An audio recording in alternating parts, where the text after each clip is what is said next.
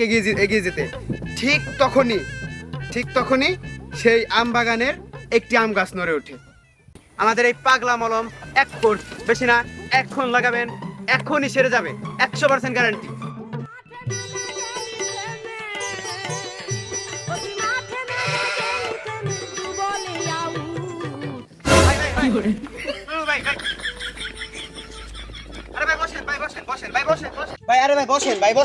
একটু কথা বলবো ভাই, বসেন। আরে বসেন, সমস্যা নাই, একটু সময় দেন ভাই, বসেন। দূর মিয়া ভয় পাওয়া গেছি। এটা কি সাপ খেলা দেখাবেন নাকি আপনি? আরে ভাই রাগ করেন না, আপনাদের মাঝে আমি বেশি কথা বলবো না, একটু কথা বলবো, ঠিক আছে? আপনারা দেখে মনে হচ্ছে শিক্ষিত, আপনারা দেখেছেন, শুনেছেন, পড়েছেন, হয়তো নবাব সিরাজউদ্দৌলার কাহিনী, সেই পলাশী যুদ্ধের কাহিনী শুনেছেন, তাই না? আপনারা জানেন, আপনারা জানতে পারেন যে সেই মির্জাফর বেইমানির কারণেই কিন্তু সেই নবাব সিরাজউদ্দৌলাকে হারতে হয়েছিল, তাই না? হারতে হয়েছিল না? কিন্তু এর মাঝেও আরেকটা কাহিনী আছে যা সবার মাঝে অজানা, ঠিক আছে?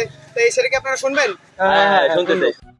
পলাশী যুদ্ধে মির্জাফর ছাড়াও কাহিনী আছে, সেই কাহিনী আপনি জানেন তো? বলেন, শুনি, আমরা শুনি। তাড়াতাড়ি বলেন, শুনি।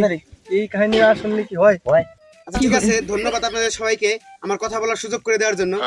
আপনারা হয়তো এই ইতিহাসগুলো জানেন না, এই ইতিহাসের পাতায় হয়তো এগুলো লেখা নেই, কিন্তু আমি বলি আপনাদেরকে, আপনারা শুনেন।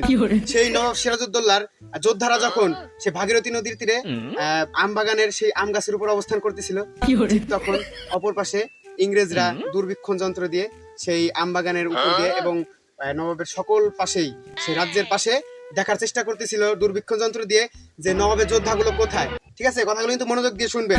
সেই নবাবের যোদ্ধাগুলো কোথায় কিন্তু সে দেখতে পায় নাই, এবং ইংরেজদের যোদ্ধাদেরকে এগিয়ে যেতে বলে। তারা করে অনুমতি দেয় ইংরেজদেরকে, যোদ্ধাদেরকে এগিয়ে যেতে। ঠিক তখনই সেই আম বাগানের একটি আম গাছ নড়ে ওঠে। এখন এখানে কোন একটা ষড়যন্ত্র আছে না? প্রশিক্ষিত যোদ্ধা, মনে করেন যে নিখুঁত যোদ্ধা, সেখানে কেন সেই আম বাগানের আম গাছটা নড়ে উঠলো? এখানে একটা নিশ্চিত ষড়যন্ত্র আছে। তো আপনাদের মাঝে আমি সেই ষড়যন্ত্র কথাই ব্যাখ্যা করতে এসেছি। তো সেই ষড়যন্ত্রটা হলো, সেই আম বাগানের সেই আম গাছের মধ্যে একটা যোদ্ধা ছিল, যার ছিল চুলকানি। সে চুলকাইতে তখনই ঠিক একটা আম গাছ নড়ে ওঠে। তখনই কিন্তু সেই ইংরেজরা বুঝে যায় এবং তাদের উপর আক্রমণ করে সব যোদ্ধাদেরকে মেরে ফেলে। তো আপনারা নিশ্চিত চুলকানি থেকে মুক্তি পেতে চান, তো সেই চুলকানি থেকে মুক্তি পেতে সেই মনে করেন যে দাউদ, চুলকানি, অ্যাজমা, ডায়রিয়া, কলেরা, বেকহাউস, দাউদ, আপনারা যদি অ্যালার্জি, যদি এটা থেকে মুক্তি পেতে চান, তাহলে একটি মাত্র মলম, পাগলা মলম, যেখানে চুলকানি নাই সেখানে। আপনারা যদি নিতে চান, একটি কোর্স নেবেন মাত্র 10 টাকা। কোম্পানির প্রচারের জন্য আপনাদের দুইটি দেব, দুইটি মাত্র 15 টাকা। ভাই দাঁড়ান, আসতেছি ভাই, দাঁড়ান। 15 টাকা। আপনারা যদি নিতে চান তাহলে বলেন, আমরা দিচ্ছি। আমাদের এই প্রোডাক্টের অনেক গুণগত মান আছে, যার প্রমাণ সবাই জানে। আপনারা নিতে চাইলে নিতে পারেন। ধন্যবাদ।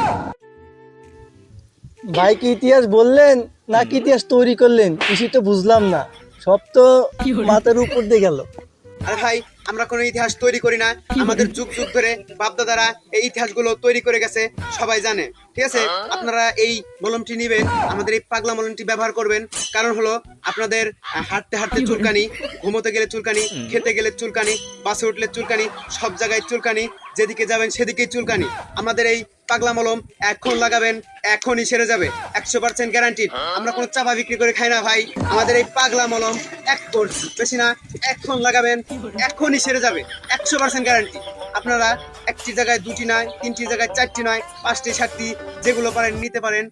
আপনাদের বাপ দাদাদের ব্যবহার করতে পারেন, সবাইকে ব্যবহার করাতে পারেন। ধন্যবাদ।